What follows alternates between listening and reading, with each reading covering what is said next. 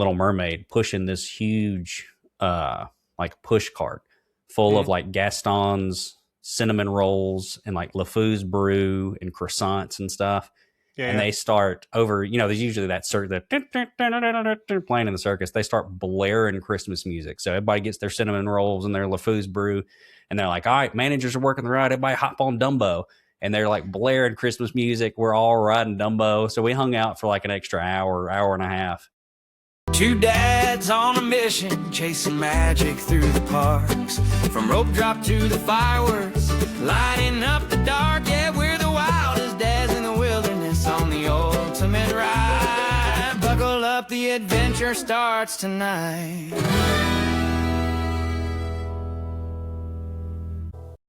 Ladies and gentlemen, boys and girls, welcome in to the Wildest Dads in the Wilderness.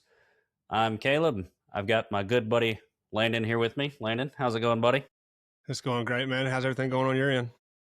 Going good. So this is our first time being together since Christmas. Did y'all have a good Christmas? Yeah, no, we had a great Christmas. Had my folks up to hang out. We played. Kathleen got my wife. She got mahjong for Christmas, so played a bunch of mahjong, and they've this is a board game. I've never even heard of this.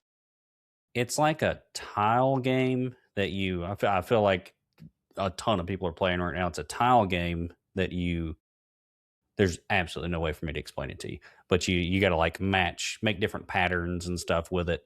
It's like, it took me probably 10 times playing it to figure it out, but she got that, and we had this game going on in the neighborhood where, so somebody put this inflatable cow out in their yard, and the whole premise is to steal the cow. So you got to like plug up this inflatable cow in your yard, and basically everybody in the neighborhood has been running around. You got to run up there, steal the cow, and like run away. But if they catch you in the yard and they tell you to drop it, you got to drop it. Like sidewalk is the safe zone. So we happened to be able to, not happen to, we tried very hard. We stole the cow on like the afternoon of Christmas. So we posted up in the kitchen to play mahjong basically until like midnight. And we just left. It was, 80 degrees outside. We left one of the windows open, and Ben just posted up. He was playing mahjong with us, just posted up by the window. And we just wait for kids to run up and try to steal the cow so he could jump out and scare the crap out of them. And it's be like full blown families coming through the yard trying to steal this cow, I'm sure. Yeah. Just like all night long. I mean, we were still fighting people off at like around midnight. There were people on Christmas night, like running up in our yard trying to steal this cow. Was Christmas night the finish line? Like, how do you win this contest? No, so it finished January 1st, 10 a.m.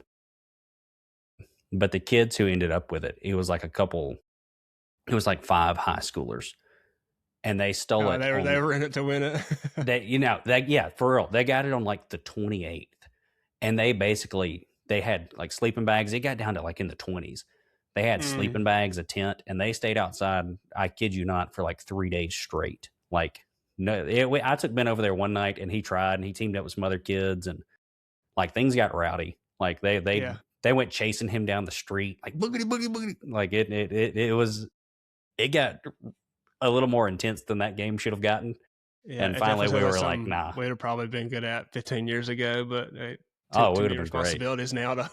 That's what I was telling Kathleen. It's like I was telling Kathleen, like one day those kids, 15 years from now, they're gonna have a podcast where they're sitting around like, you remember that time that we stayed up for 3 days straight? We were so good at that game, stealing the cows. It's like, y'all got a pretty big neighborhood too. Like, was it hard to find the cow if it got out of your yard? Sometimes it was like 350 houses or so. So it was tough, but it was it's been going on basically the whole month. So like the first half of it, basically the first 3 weeks were a lot of fun. It was mostly the younger kids and stuff. But once the older kids jumped in, it was it kind of blew. They got their $50 though. So is that what the winner got? Was $50? Yeah, well done. Well worth their time. Yeah. Yeah, same. Well, what about you? We had a same over there. Christmas. You've been stealing a cow? Oh, no, we had a chill Christmas. We didn't do anything on Christmas Day. We kind of try to start a tradition where we just hang around here on Christmas Day, let the kids do their presents, and the grandparents can swing by if they want to. I've said it before. I got a 3-year-old and almost a 1-year-old, so we just got all kinds of just presents and Santa gifts. We just pretty much what we've been doing is trying to create goat paths from the front door to the wherever we're headed next. Just move toys out of the way. It's chaos around here. But yeah, we had a really good Christmas. The kids are still loving all the toys, man, and just it's fun. Yeah, I know. Our house looks like an absolute But it was bomb went off. no cow stealing, no crazy cow stealing stories. Just a pretty chill Christmas this year. You know what to do next year then. That's fine. Yeah, I'm coming to your house. Yeah, But we did. I mean, get some lawn chairs and tying it all back in here. We did. Y'all watch the Christmas parade? No. See, that's our tradition. Magic Kingdom Christmas parade. Yeah, the Disney Christmas parade. Wake up, make our coffee, put the parade on. I enjoyed it this year. Sometimes it's hit or miss. I miss the like Neil Patrick Harris days. He used to be like the host and do bits and numbers and whatever. And I feel like it kind of, I don't know, went down a little bit, but I enjoyed this year. They showed a lot more of the parade than I think they normally do. It's normally just like stories about them sending people to Disney World and stuff, which they still did. Is it is it year after year the parade pretty much resemble itself? Is it new? Yeah, the parade the parade itself's the same thing pretty much every year. But they'll have like musical guests, like they played some songs in front of like the Millennium Falcon over in Star Wars, and there'll be a few people in Disneyland and in front of the castle, different whatever. parks. Yeah. Mm-hmm. We went to the taping of it one year. It was pretty cool. Was it when you was down there working? Would you ever spend time down there? Yeah. I know when you was a cast member. I just didn't know if you was down there. My college program went through Christmas. So so Christmas Day, Christmas Day was just a roller coaster of a day. So like that was Christmas morning was the first time Kathleen met my family. So like we all go to break first. Well, first my dad and my uncle missed their flights the day before. So I've got to drive to Tampa at 4:00 in the morning to go pick them up, bring them over to Whispering Canyon in the Wilderness Lodge to eat breakfast. Kathleen comes, meets my whole family. You've met my family. She's in shock. And then we spend a little time in the parks or whatever. And then I've got to go to work. So I work until, those are the days when the parks open till like 1 a.m. Late nights. Yeah. Mm-hmm. So I'm working the night shift and park closes at I don't know exactly what time. Park closes at 1:00 or something. And the managers come out and they're bringing all of the Fantasyland, not just circus. They're bringing all of the Fantasyland cast members back to the circus. And they're like, hey, we're going to have to extend everybody like an extra hour. And we're like, what? Like, it's Christmas night. Like, what in the heck are we, like, why? And somebody comes around the corner from Little Mermaid pushing this huge, like, push cart full of, like, Gaston's cinnamon rolls and, like, LeFou's brew and croissants and stuff. And they start over, there's usually that playing in the circus. They start blaring Christmas music. So everybody gets their cinnamon rolls and their LeFou's brew. And they're like, all right, managers are working the ride. Everybody hop on Dumbo. And they're like blaring Christmas music. We're all riding Dumbo. So we hung out for like an extra hour and a half. Just like.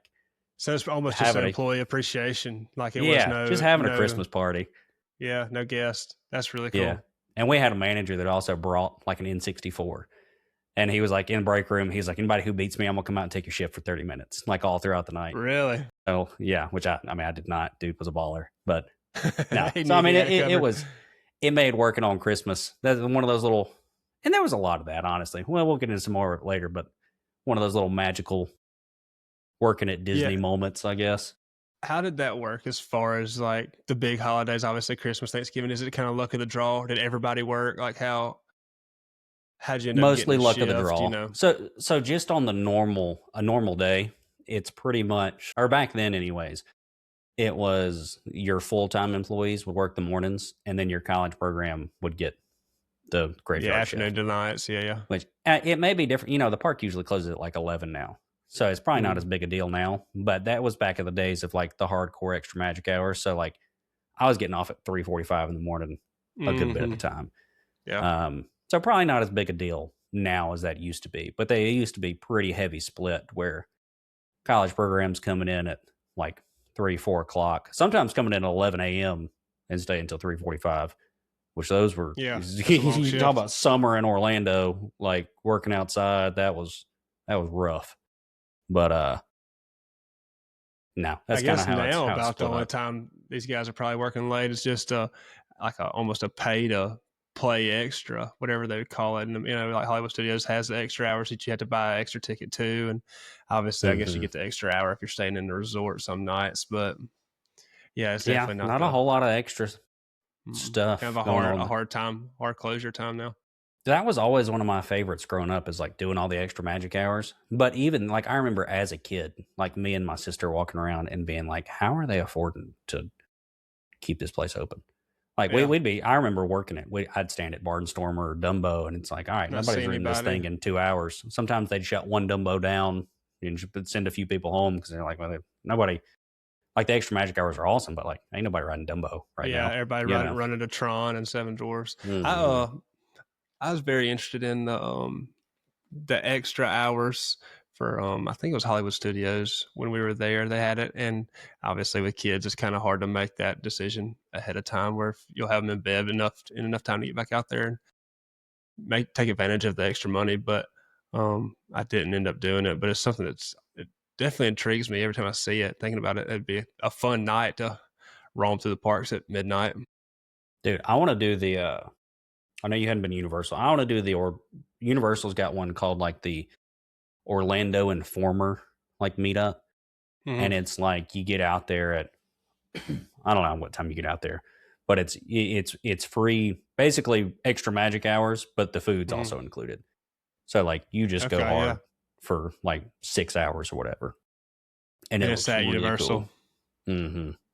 We're gonna have to For get stuff like that, or all the sure. never. I don't know anything about Universal. I know it's kind of the more adult friendly parks as far as roller coasters and the adrenaline rides and stuff like that. But I've never even stepped foot in a Universal Studios park. You'd be about it For sure. Yeah, the rides at Disney World, man, they're definitely on the tame side. Even your Expedition Everest, Tron's a little bit. You got Cosmic Rewind, but none of them are just like you get off almost sick unless you just have motion sickness bad. Yeah. But like I'm the upside down roller coasters, left, right. I'm all about some of that stuff. I definitely check out Universal. Yeah, you'd be about it. What you think, brother? You think we ought to go ahead and hop into this here episode? I think so, man. Let's I think what we're going to do is we're going to bring a few of our tips we have. Hold, God, don't get ahead of ourselves. My goodness.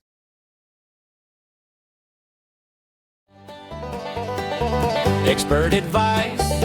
Probably not. But here's our favorite tips and tricks to add magic to the park. Dude, I did not know you could sing that good. Explained it for you, dude. You don't know how long that took. Dude, I didn't know you could play the banjo that good. I didn't know you could sing that good. That's pretty impressive. Secret talents. They're gonna start popping up everywhere around here. So, if you didn't, just to further explain what Landon and me singing explained, our favorite tips and tricks to bring some magic to the park. Not expert advice. I don't think either of us got things like it. This isn't going to be like, oh, we're going to save you thousands of dollars. Just some of our favorite, little bits of magic.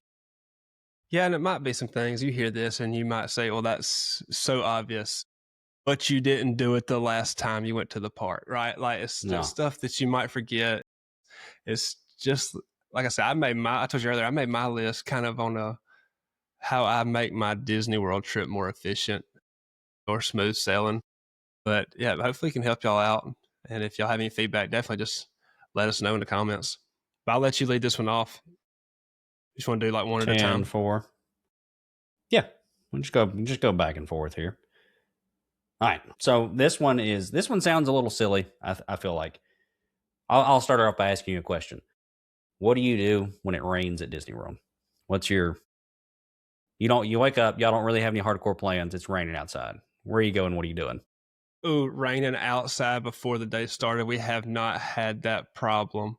We've had the occasional like rain shower while you're in the park, and we usually ride it out. We don't like the wet socks. We do take ponchos if it's like a little misty, but if it's pouring down rain, we're going to catch a gift shop or something to kind of ride it out for a little bit.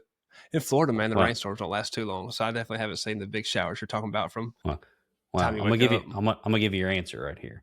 Let's hear it. If it's So raining, this is I'm waking up and it's pouring Well, down rain. it's and you pouring got down the answer. rain. Y'all got. You got tickets. You don't have a set plan. You're going to Animal Kingdom. You're not gonna like this answer, but you're going to Animal Kingdom. I'm staying at the resort. No, you're gonna get up and you're gonna go to Animal Kingdom because I feel like everybody their first thought is everything's outside. Wow, and I'm not talking about like lightning, hurricane gonna blow you away, right. but it's just raining outside. Enough rain to be miserable. Yeah. Yeah, I feel like everybody's like, oh, it's it's Animal Kingdom, it's nature. Why would you want to be outside? So one, nobody shows up. If it's raining, Animal Kingdom is entirely empty. And number two, the animals go absolutely nuts. If it's raining, Okay, like safari ride. you go on the safari, like the rhinos are out rolling around in the mud, the elephants are sprinting across the savannah. Like it is a every time I've gone on the safari when it's raining, it's like it's not like the animals tuck up and go away. Like it's 100 degrees. Like they absolutely love it when it's pouring down rain. So anytime I'm down there and like, oh, it's gonna rain all day, that's an Animal Kingdom day. And I don't mind the wet socks. I don't even. I tell you what, I take a Ziploc bag. I put my phone in my wallet in a Ziploc bag. I throw it in my pocket, and we're on. That's my day. Now I'll admit, that was before children. Yeah, So- that makes it tough. And I've stated before, we're really just now starting the Disney World vacations since kids. If your tip number 2 is what do you do when the sun's shining at Disney World? You head to Animal Kingdom. to Animal Kingdom. I'm gonna hit this red. What do you button do right if here. it's a We're gonna little bit talk cloudy? tomorrow. No, I definitely see what you're saying. The rain, the cooler weather, bring the animals out. It'd be probably a once in a lifetime safari, because a lot of times in the safari, man, they're just laying down, they're chilling. So I definitely see what you're saying. I'll say, yeah. My I don't think thinking this through. I guess I don't think my 4-year-old would be about that life. My 8-year-old would be good. My wife wouldn't be about that life. That's fine. So me and you gonna go to Animal Kingdom. Maybe just me We'll and send the everybody else to- 3-year-old. Yeah, just vibing. So All right, what you got? my first tip, man, it really struck me. You're the Disney guy that I know. The first time I ever brought back the bounce back rewards to you, you really hadn't heard of it before. Dude, the bounce back is a discount program that you have to use within 7 days of your previous trip. And it is just a percentage off of the resort that you're going to stay at next time. And it runs from value, moderate, deluxe. You get different discounts on each resort you stay at, but the value resorts are 25% off your stay. The moderates are 30 and deluxe are 35%. So, man, you can really plan your stay and get big discounts off just by booking. And you can book, I don't know how far out in advance you can book. We usually we take about the same week every year. We're usually about the third week in September. So we're booking a year out, and you can always move that. I think last trip we actually moved it a week. So it's easy to move. Disney works well with moving, and you do have to put like a $200 deposit down to hold that reservation. But that was a big one to me, is the bounce back rewards. I don't even know how I heard about it. I know there's a pamphlet somewhere in the room. I've never seen it, but I've heard that there's a pamphlet in the room that talks about it. But maybe my mother-in-law might have told me about it. I can't remember the first time I heard about it. Yeah, We've for been sure. using it 3 or 4 times. Yeah, I'd never heard of. Like I said, I'd never heard of it until you told me about it. And I think the deal was they send you an email about it. We've always done it through my wife's account. So like I brought it up to her after, and she was like, "Yeah, of course I do about it. I get the email." So we book through my account now, so I get the bounce. But you got to book it. Get the emails. Absolutely. But I think you got to book within like 7 days though. It's 7 days of your checkout Yeah. date. Yep, of the current trip, previous trip, whatever you want to call it. But yeah, and it's a quick window. So like I said, you could 25% off of a value resort, dude. You could go to Disney World for $1,800, for for a week. So it's a really good deal to look into. Yeah, and I think I'd looked into it after you told me about it. I think you can book. It's like close to a year out, maybe even like a little bit less. But I had heard that it's pretty easy to move. Like if you call them, they'll generally, if you want to bump it back a few months or whatever, it's usually not that big a deal. So I think this last trip we called. I think it's something you do have to call to get your bounce back rewards and get that pricing. But we called and we set up a trip to stay at Caribbean Beach. And then once the in-laws decided they wanted to go, we kind of upgraded our whole package, and we even moved resorts. And it was. And you got to keep the discount. Yeah, we actually got. Well, we went from the smaller discount to when we stayed in the deluxe resort, we got the bigger discount. So, yeah, they work with you 100%. As long as you get it on the books within them 7 days of your previous trip, you get the discount in the bounce back program. And you can throw out too. You can also cancel it. You can we went ahead and did one as well this time. Just threw a deposit down. I think we will probably end up canceling it just to push because we want to push it out a little bit further. But yeah, it doesn't hurt. I mean, you get your deposit back too if you cancel in 30 days or 31 days. I think we're going to end up doing some DVC points, like points rentals this time for the first time. So we'll end up canceling the bounce back. But they did tell us on the phone that if you cancel within a month, I think, you get your deposit back. Right. Heck yeah. No. What you got? What's your next one? All right. Number 2. And this is one that you said it may be simple to some folks, but I've also talked to some folks where it wasn't. So when you're picking out your lightning lanes, pick at least 1 to 2 early, even if it's not a must do for you. I feel like a lot of people will get on there and they will have their exact list of what they want to do. And that's exactly what they're picking, no matter what time frame it pops up at. So you'll end up with one at 3 o'clock, 4 o'clock, 5 o'clock, and you have no lightning lanes for the morning. If instead you go ahead and if you just pick like 2 of them that you really, really want, and you pick another one that's at 9 a.m., as soon as you use that 9 a.m., you can start picking more lightning lanes. So you can get in a lot of those smaller rides while you're waiting for your big time rides. And you can even do a smaller ride or 2 and then book one of your big time rides for later that evening. But I always like to have, at least 1, a lot of the times 2 that are booked earlier, so that I've got lightning lanes all day instead of just the big ones right there at the end. But that was pretty simple. To add on to the timing of it, so if you're somebody who does park hoppers and you do lightning lanes, if you get you a early lightning lane for the park you're going to go to, you have to say you pick Magic Kingdom first and you get your lightning lanes in Magic Kingdom. Your lightning lanes will kind of park hop with you, but you have to use one in that home park that day before you can ever park hop with it. So that's another reason to have it early in the day. So if you do want to hit a Small World at 9 a.m. and then head to Hollywood Studios, now you can use lightning lane at Hollywood Studios. Yeah. And as early as you can get into the park, because the more that's available, the earlier you get that. Yeah, we were kind of like you said, one of the first times we did the lightning lanes, it was like, all right, we know we want to ride these 3 rides, and that's all we're worried about. And so it was like I don't know what time, a 1:15, a 3, and a 3:45. So you're standing around all day waiting in lines where you could be taking advantage of other opportunities if you just were smarter with it. Yeah, yeah. No, like perfect example. We'll go into I still remember like our Epcot day. Or you know what, maybe Magic Kingdom's a better example.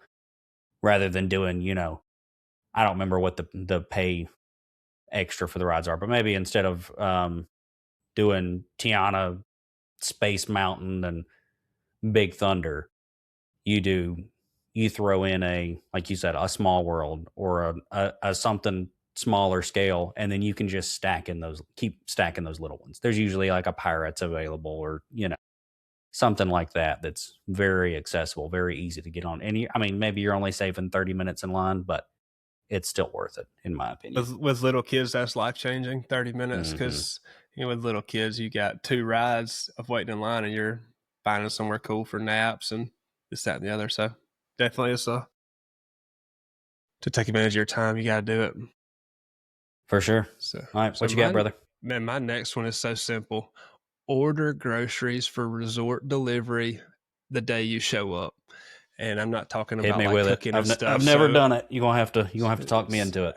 So Paige does the ordering. I don't know if she orders it through DoorDash or what it is, but so we just order groceries like you would if you're ordering them to the house. Packs of water, Cokes to drink, sports drinks if you need it, stuff that you're going to take to the park, snacks for the kids, and they will deliver them to the front desk. I guess Bellhop Services is who they actually drop them off to, and we get to the resort, we check in, we'll call Bellhop, and they'll bring them straight to the room, and that's been big for us. I think about every trip we've gone, we've done the groceries, and it saves so much money just on water. And that's another one of my tips is take a cooler, especially if you're gonna be pushing a stroller around. Is take a cooler, load that thing up with waters and drinks. You can walk right in the park with it. I think as long as it's not in a glass bottle, you're fine. So that is a game changer. Ice and water, and then we go in September. Them hot September days, you wouldn't make it without it. You go broke trying. Yeah. No, I'm with you. So, I mean, I will say we do usually, we'll take some cases of water and breakfast bars and stuff just in the car on the way down there. We've never tried them bringing it straight to your room. But no, that'll save you an absolute small fortune just bringing water with you. And back in the day, talking about those extra magic, it used to be, we used to bring several cases of Monster and just I'm sure keep powering through. If you're running on 3 hours of sleep, you just power through. Yeah, that's the thing too. We usually fly just with the little kids. Well worth our time and money just to go on a fly instead of driving. It's like when we're not packing groceries or anything like that. So we definitely, I think there is a small fee. I think it might be a $6 fee plus a tip to have them bring it to your room. But when you're ordering 2 rooms worth of groceries for a week, it's worth the hassle for, $10-12. Yeah. And I think there's a lot of different companies that'll do it down there besides just, DoorDash is one. That's a good example that everyone would know. But I think there's a lot of like specific to Disney World companies that'll I don't know that. Who she's doing it through, but they're all the same. They're all getting you groceries to the resort. Yeah. I like it. All right. What are we on? We're on number 6. Well, number 3 each. Did I start or did you start? I started. That's supposed to be what, 4? Number 5. We don't math here. All right. My next one, we'll just say the next one. We'll forget the numbers. We'll go back and count later. I'll add in a voiceover. Number 5. Number 4. Number 5. I'll cut one of those out. Don't forget the small adventures. So what I've got on here is, everybody goes to Disney. You go for the rides. You go for the big time experiences, stuff like that. But there's also a lot of really cool little stuff like the Pirates Adventure, the Wilderness Explorer, pin trading. There's stuff like that if you haven't spent a lot of times in the park, you haven't done. Have you done any of that? Nope. You're talking to me at this point. Perfect. So Ben absolutely loves the Pirate Adventure. And that is, there's this little booth when you go right past Pirates of the Caribbean, and you can go in there and get a map, and you go around Adventureland, and there's all these different little interactive things where you're trying to solve this little mystery or whatever. It's like this little just interactive game. You find the right one, and like cannons will go off on top of Pirates of the Caribbean, or like there'll be a little waterfall or a treasure chest will open up, and there's I think there's like 4 different maps you can do. You could spend just about a whole day doing it. But it's just this little like mini adventure you get to do inside of Adventureland that is really, really cool. Kind of a similar deal with Wilderness Explorer. They give you a little booklet up at the front of the park, and all throughout the park, you're going and doing stuff. You're getting stamps. You're learning about animals, like a really just cool, fun thing for the kids. You'll stop and like color a picture at one of them, like a very like mild, easy for the kids to do, but they're having a blast. They get their little Wilderness Explorer badges. Like there's all these just like little mini adventures that are and then the pin trading. We talked about the pin trading a few episodes ago, but I love taking my pins, and you'll see cast members all over the park that have, pin boards, lanyards, stuff, and you can walk up to them, and any pin they have on their board, you can trade them whatever Disney pin you have that you don't want, and they'll give you whichever one you want. and it's a Yeah, blast. I'm scared to get into this pin trading game because, dude, remember how deep we were in baseball card trading back in the day? Same Like thing. Yeah. I'm scared that it's going to get competitive. I'm going to get my feelings hurt. Like I'm going to be looking for pins that I can't find, and I'm spending too much money on eBay trying to get them. Get you a Mickey Mouse rookie pin. Yep. Right. Like, yeah, I'm looking for a holographic Goofy with these cleats on. Like, no, it is dangerous because they come in collections and there's limited editions. And I told you, I've really just started looking up in the past, I've just picked out ones that I thought looked cool, right? But I've really started looking into like what are the collections and the rare ones and what's harder to find and like try to figure out a little bit what I'm looking for. And I mean, you're absolutely it's a rabbit hole. Dude, like, yeah, for sure. I could see it being chaos. But when you find one that's like cool or like I've got some from like the opening. I got one from the opening of Paris Disney. I found one. This is from I think it's 1991 or whenever it was. And I don't think that year's right. But whatever year it opened, it was like an opening pin for that. I've got one that I was given when I was working down there for the opening team for Seven Dwarfs Mine Train. And like you can find these like cool. Just special limited edition pins that are just, I don't know, they're really, really cool. Mm-hmm. So yeah, all that stuff's a lot of fun. These mini games you're talking about, there must be one in Hollywood in Star Wars, because I see people like running around pressing buttons on the walls and stuff and getting interaction through different combinations of the way they're doing. So those ones are actually in your you can download an app. I think it's called the Play Disney app, and you can walk around and there's different stuff you got to find, and you can unlock different interactive stuff. But yeah, very similar. Yeah, I see them. And there used to be some in Epcot. I think there might still be, but I'm not sure. Gotcha. Yeah. Well, that's another one. We talked about, you go through and find like the Remy Ratatouille and stuff. Like a lot of the times, depending on the time of year, they'll have something hidden that you got to go find. So that's another fun mini game. I'm sure as the kids get older, we'll definitely be looking for ways to kill time that way. But no, we're really just a ride and restaurant type trip currently. My next tip is going to be find a resort with a second form of transportation other than buses. And it don't matter what level resort you want to stay at. If you want to stay at a value resort, you've got stuff on the Skyliner with Art of Animation and Pop Century. If you want to stay at a moderate or deluxe, you obviously got those on the Monorail Loop or the Skyliner Loop. I just, that value can't be replaced with money. But having that second form of transportation, we've all been at the park, it's closing time, you're trying to find a bus to the resort, the line is out of the carousel. There's 200 people in line and you're 6 buses away from even getting on a packed bus headed back. That's miserable with kids and arms full of merchandise that you've bought. It's easy to get on the monorail. It's easy to jump on the Skyliner. Sometimes the Skyliners will get backed up, especially for those value resorts. But I just even then those suckers are like the Chick-fil-A drive-through. Like, yep, it ain't that bad. My pleasure. Yep, it's moving quick the whole time. I don't know that I see myself staying at a trip that I plan that's not on a resort with a second form of transportation. And we use the buses too. Like, don't get me wrong, we're not an anti-bus group, but having that second form is always really nice. Could not agree more. And it's like, I get if, you got to be within your budget or whatever. If you've got to stay at the All-Star Sports or off property or something, then that is what it is. But I think once you get up to Pop Century level, in my opinion, like there is no way I'm not staying somewhere that has the Skyliner or monorail.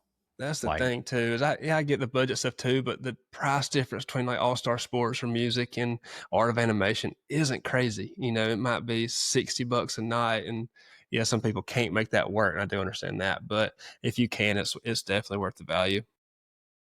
And I don't know anything about these mini vans or what it would cost to Uber, but it's kind of above our pay grade when we're down there. But the free, and I'll be honest, I don't mind driving.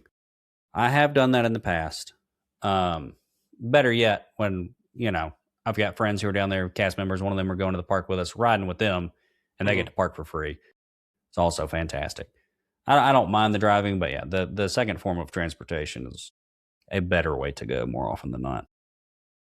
Now, as far as a second form of transportation, not counting the resorts, do you like the monorail or the Skyliner better? I know your I height mean, deal is like you're not the I biggest think height Skyliner. fan. Yeah, I'm not a big height fan, but I think I like the Skyliner. And the main reason being is because you get your own. A lot of the times, if it's not too packed, you get your own. Yeah, you're not sharing the ride. What do you even call that? Your own cart, Bucket, I guess. yeah. You get your own bucket. The monorail, 10 times out of 10, you're going to be shoved in there like sardines at the end of the night. You know, you're the dad pushing the stroller, so you're going to be standing up. Like it's never, you're never sitting down relaxing on the way back. Skyliner, I think you're required to sit down. I know that at the end of my night, I'm going to be sitting on a bench till we get back. There's got to be enough room for you to sit down. Yep. Yeah. So I prefer the Skyliner. I'm the same way. I really like the views of the Skyliner. I'm a big Skyliner fan. All right. I had this one. I was actually going to do this one last, but it ties into what you just said. So I'm going to skip a few and say, scope out the transportation before booking your dining reservations. If you haven't spent a lot of time at the park, you can just be looking through different dining reservations and be like, oh, I'll book this, I'll book that. That looks cool, whatever. I see where you're going. Yeah. But it can be very difficult to get from one resort to another resort. From, let's say, I'll give an example. Say you're staying at the Pop Century. Getting to, if you want to eat at Whispering Canyon at the Wilderness Lodge, or somewhere over there, you book you a 7 a.m. breakfast. Transportation's not really running yet. There is no bus that goes from Pop Century to the Wilderness Lodge. You've got to either, one, if you have a car and didn't fly, you can drive there, or you've got to get to the Magic Kingdom and then take, or transportation ticket center or whatever, and then take a bus or boat to get over there. It's a much longer ordeal than what you're anticipating. And if you're gung ho on a restaurant, you want to pay for, like you said, a minivan, whatever, go eat where you want to eat. But if you're trying to save time in the parks and stuff, really pay attention to where the restaurants are that you're picking and how you can get there. Because if you've never done Disney, transportation can be confusing. Like, where do the Skyliners go? Where does the monorail go? Where do the buses go to and from different places? Because there's a lot of them where, I could be wrong here, but I think a lot of the buses you can't even take. Like, I don't think you can take a bus from Animal Kingdom to Hollywood Studios, or can you? Maybe you can. Maybe I'm thinking of Disney Springs, but there's a lot of places where the buses don't travel in between, where you would. Yeah, you got to add a stop essentially to get. Yeah, if you hadn't looked into it, you can get tangled up. Yeah, and we don't do those one-off restaurants, so we could. That Whispering Canyon, I've always heard it's a good restaurant and have thought about it, but that might be a reason we don't, just for that confusion and conflict of trying to get there from a different resort. That's one you talked on the last episode about, y'all built in a chill day. Like, that's one you'd go to on a chill day. Yeah. Where you're not, I don't want to pay for my tickets and then spend an hour and a half traveling. Like, I'm not about that life. I want to spend my time in the parks. One thing we have not done a bunch of is the boat travel. I know there's a lot of opportunities to take boats from, wherever, Grand Floridian, the Magic Kingdom, or Wilderness Lodge. And I know there's a lot of different boat routes, but I don't know any of them. Like I've never been on any of them. So I used to love doing the boats back in the day when I was a kid. It was more affordable. We were annual pass holders. And so, every trip we'd end up going usually twice a year. So all those trips were much more chill, and we'd spend a lot of time taking the boats to Disney. We'd stay at Port Orleans a lot, taking them to Disney Springs or just to the Magic Kingdom, to Wilderness Lodge, Fort Wilderness, whatever. And that could be a second form of transportation for those resorts that do have a boat. The buses are fun. I mean, they sometimes they take I won't even say they take a little bit longer. They're slower moving, but it's a much shorter area you're traveling to. So, yeah, buses or boats are, I think, a lot of fun. especially for kids. My next one is going to be try different firework locations. So I will say this, I do understand how blessed I am to have had the opportunity to stay at the Grand Floridian. And so the Grand Floridian has a place right outside of their I think it's Gasparilla Grill, which is a little quick serve. They have it's a boat launch, a little slough, I guess, in between two buildings. And you can see the Magic Kingdom fireworks almost as good as if you're standing at the entrance to Magic Kingdom. They're playing the music over the loudspeakers. It's a lot, there's obviously a lot of people that are staying at the Grand Floridian that come out and watch it from that location. And it's a lot chiller vibe. It's not a rush to head home after the fireworks show like it would be when you're standing on Main Street. We really, really enjoy watching the fireworks show from there just as much as we do from in the park. I know that, golly, I don't even know where we stayed when we went down there with you for the college program. We were laying out, just chilling at the pool one night, and the fireworks were going off somewhere. I don't even know what resort we were at that. Or where it would have been, but there's probably 100 different locations across the Disney World resorts and restaurants that are probably great places to watch fireworks show from. But I know there's a place in Contemporary that if you eat at any point during the day, you take your receipt back and you get to go up on the roof of the Contemporary and watch Magic Kingdom fireworks. I've never done it. I've just heard about it. I definitely think give it an opportunity to see fireworks from a different location.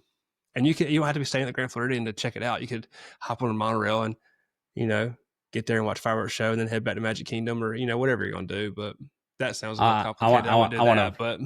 I want to piggyback off of yours a little bit because that is one of mine. I ended up with too many tips and tricks, and that was going to be one of my honorable mentions. But it was going to be my version of it, I guess, was you don't have to watch the fireworks right in front of the castle. Even if you're in Magic Kingdom, there's so many opportunities to move around and watch in other places. I used to work the fireworks. So a lot of times I'd be standing, you got to put ropes up around the castle because they're, some of the smaller fireworks go off right there. But I think one thing that some people may not realize is the fireworks actually go off, the big ones, about a mile behind the Magic Kingdom. They're nowhere near the Magic Kingdom. So people would come right up to the front of the castle an hour before and be like, am I in a good spot? Like, we got front row. Like, is this it? And I was like, actually, you're not really even going to be able to see them because the castle's in the way. Like, if you'd be better off backing up 150 yards than you would right where and it's still cool being right in front of the castle. Like, it's not like terrible, but like, that's never the spot I'm going to pick. It's more crowded. You can't see them as well because the castle's in the way. Personally, I like being like right down Main Street. You can see all the projections on Main Street. You still see the fireworks well. If you ask my son Ben, he likes getting on either Dumbo or Big Thunder Mountain and like ride while you're watching the fireworks, which is also a pretty cool experience. But yeah, tons of play. Like even in the park, there's so many places you can watch. Yeah, I definitely think, like you said, front and center, sitting there for 2 hours waiting for a spot is overrated. There's way too many locations to see the fireworks from. Agreed. How many was that? Was that 5 each?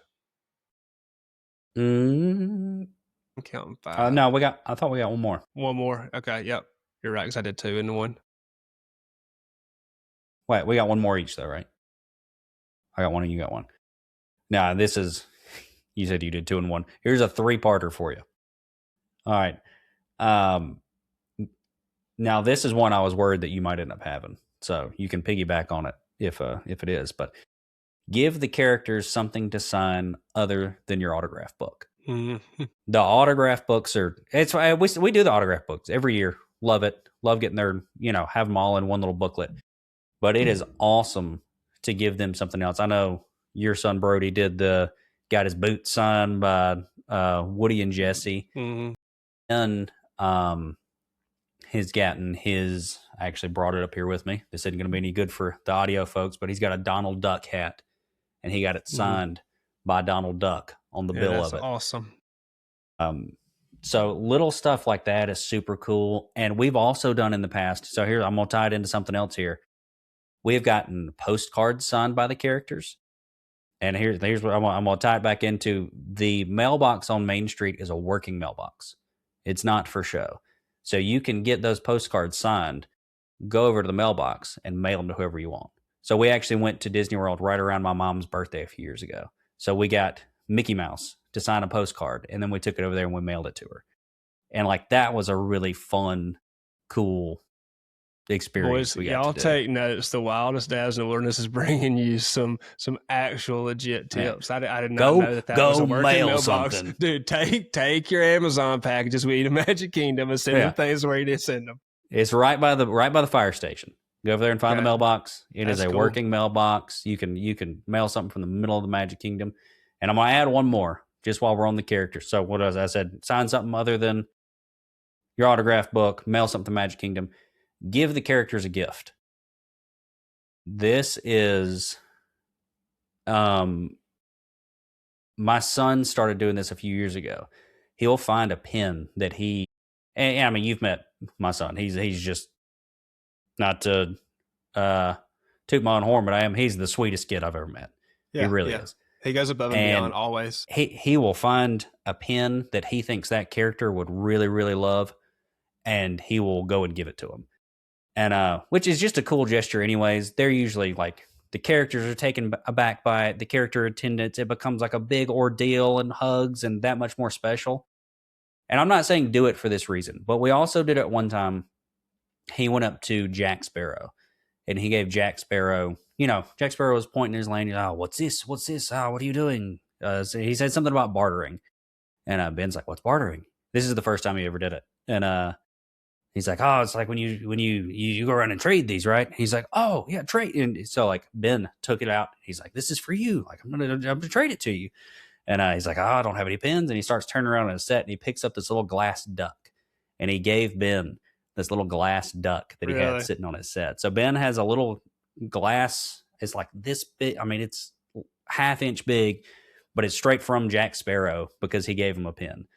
Yeah, like, that's wicked awesome. You never know what little magical moments you can end up with when you do something. But like I said, don't do it for that reason. Like, you probably won't get anything, but still pretty cool. Know. Yeah, dude, you saying that, I've had it in my mind. Am I going to be that dad with just a backpack full of picture frame borders? I've seen those. They look great on the mantle. All the characters are signed around. I got picture frame borders. I got kids stuffies. We got Buzz Lightyear. Like, we're going to sign everything today. I've definitely had that run through my mind. That's how our next trip's going to go. But yeah, my little boy, he's got a pair of, Target cowboy boots that's got Woody on them and Jesse on them. And he got Woody and Jesse to sign this last trip. And it was his most prized possession by far of anything he's gotten from the parks. No, it's awesome. All right, my next one, it's number 10. I'm getting down on my list. So as I stated earlier in one of the episodes that we built in a rest day, chill day this past trip. If you're lucky enough to have, obviously more than 4 days on your Disney trip, I recommend, it don't have to be a non-park day. It could be a Magic Kingdom day, but it's going to be our chill day. It's going to be maybe not having lightning lanes. Don't have any reservations you got to get to. Don't have your schedule so crunched that it's just run, because that's how your other 4 days are going to be. Your main days in your 4 parks are going to be pretty book solid from the time you wake up to the time that your head hits the pillow. Build in that rest day to give yourself a break. We didn't even go to the parks. Like I said, my knee needed a little break from just the walking. We stayed at the resort. We hit Disney Springs. I bet there's a lot of people that go to Disney World year in and year out that just don't even hit Disney Springs. They might not even realize what they're missing with just the restaurants, the selection of restaurants you can hit there, the shopping. There's so much to see at Disney Springs that a lot of people don't even realize is part of Disney World, I guess. I think there is some pretty good value in that. Build in a rest day, and it don't have to be a non-park day, just a day that you're not running and gunning from daylight to dark. You're talking to me right now because we plan a rest day almost every single trip, and we end up ditching it by the time we get there. I have a hard time not making myself go into the parks, but I'm with you. I hate that I never go to Disney Springs and I don't do all that little stuff. That's like not as much in the parks. So yeah, no, I do think that's a cool, especially if you've got kids who need a break. Yeah, I make my kids run a gun, but yeah, like I said, this was our first time doing it, and it was I needed the break, but it was still so nice. Like I said, we go in late September, so the weather's nice enough. You know, we're hitting the pools, we're hanging out at the resort. We're not worried about running and gunning like you are every other day at Disney World. So it was very nice. That's another good one too. My kids are always like, "Oh, can we go to the pool?" And we've got stuff booked every day. Like there's These never, pools are sweet. Like Yeah, these there's never pools are time for really the pool. nice. It's cool. No, that's a great one. All right, well, I think we wrapped up all 10. You got any honorable mentions that didn't make your top 10? Anything else I kind of said, I had stroller rental. You kind of tie that in with groceries. You can rent a stroller instead of flying. We're flying or driving with one. That strollers take a lot of space. You can rent a stroller for pennies on the dollar, really. That's what we did this last trip. We've flown with them in the past, but that's kind of a pain in the butt. Other than that, that's all I had. I've got one small honorable mention, and this one's going to sound kind of silly, but it's bring your own bubble juice. They say if you've ever been in like Hollywood Studios, it's predominantly Hollywood Studios. I think they sell it in other parks, but for some reason, I think probably because of Fantasmic, they sell them more there. They've got those $30, $40 bubble wands that they spin around and they sing songs and all that kind of stuff. If you're strong enough to not buy that and for they your got kids, all of your kids' favorite characters. Yeah. If you're strong enough not to buy one, more power to you. But if you end up like me and you end up buying one anyways, there's a little bitty container on the bottom of them that does not hold much bubble juice. And how they get you is they sell whole replacement cartridges. Like it's not just like refill it. It's like they'll sell you, I think it's like a $6 or $7 get more bubbles for this thing. So we finally started our bubble one we got 3 years ago, still going strong. We finally started just bringing our own thing of bubble juice. And each night when we get back, we refill that bad boy and we're good to go. And for, if you've got six park days, you're saving, $50 in replacement bubble juice just by bringing a $2 thing of bubbles. Yeah, for $6 at Walmart, you can buy a gallon of bubbles. So that's a good one. We got 4 bubble wands on the back porch right now that's been sitting in the weather for couple of years. They all still work. You're right. Just the only thing needs bubbles. I could see that being well worth the money. Yeah, bring your own. Sure. Man, I think that is a wrap for this episode. We did it. Hopefully some of that was helpful. Maybe it wasn't. And let us if you do it. Let us know if you do any of those. If you got a better way of doing it. I think that's one of the cool things about Disney World is I've been at least 2 million times. You're working on it. But even you are bringing stuff to the table that I haven't done too. It's such a big place and so many different things you can do that I think you can learn from just about anyone who's been to Disney World. Just because there's literally so many different ways to go about it. Yep.